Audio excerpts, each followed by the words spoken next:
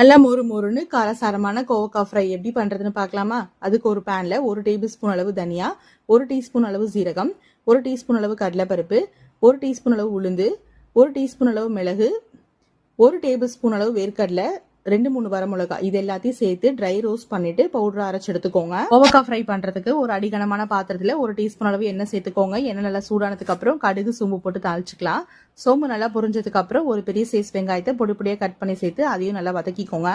அடுத்ததா ஒரு அரை பழுத்த பழம் தக்காளி சேர்த்து அதையும் நல்லா அந்த வெங்காயத்தோட வதக்கிக்கோங்க.